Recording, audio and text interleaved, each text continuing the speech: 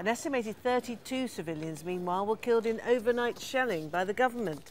About a dozen of those killed were children who'd attempted to take shelter in a school. The rescue group, the White Helmet, says weapons like white phosphorous, which are banned in civilian areas, have again been used. Zeina Khodr reports.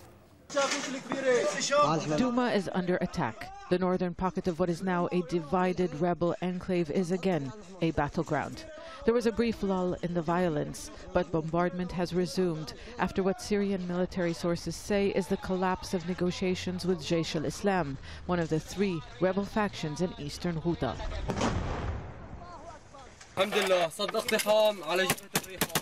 Jaish al-Islam controls Douma. It is defending what is left of its stronghold. Syrian military sources say the group refused to accept demands by a Russian military delegation. The pro-government alliance says it will step up military operations to force a surrender or pressure Jaish al-Islam back to the negotiating table. The shelling is targeting civilians and it hasn't stopped in Douma. This is an airstrike right now, as you can see. The plane is bombarding residential areas. The bombardments haven't stopped since yesterday until this very moment. Tens of thousands of civilians are trapped in Douma, eastern Ghouta's largest population center. Since the assault was launched more than a month ago, Syrian government forces and their allies have advanced deep inside the rebel-controlled area outside Damascus, splitting it into three pockets.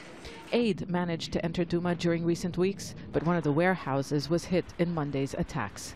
Humanitarian agencies said the supplies that were delivered were far from enough, but they were desperately needed by a population that has been under a tight siege for months.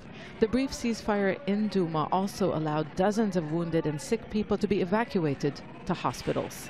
The delivery of aid, the evacuation of medical cases, and a ceasefire are what the rebel factions are demanding, but it's not clear how much bargaining power they have. They have been weakened after losing a lot of territory. The pro-government alliance has the upper hand on the ground. And its aim since the start of the bombing campaign is to recapture eastern Ghouta and end the presence of the opposition in the area. The Syrian army is now clearing Farbatna and its outskirts from terrorists and is removing all the explosive devices. And after that we will enter Ain Tarma all the way until we reach Jobar, until every piece of land in eastern Ghouta is liberated.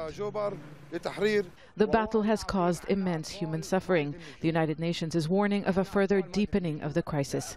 It says more than 45,000 people have been displaced, 70% of them women and children. And they, along with hundreds of thousands of others trapped in the rebel pockets, face what the United Nations calls a catastrophic situation. Zeina Khodr, Al Jazeera, Beirut.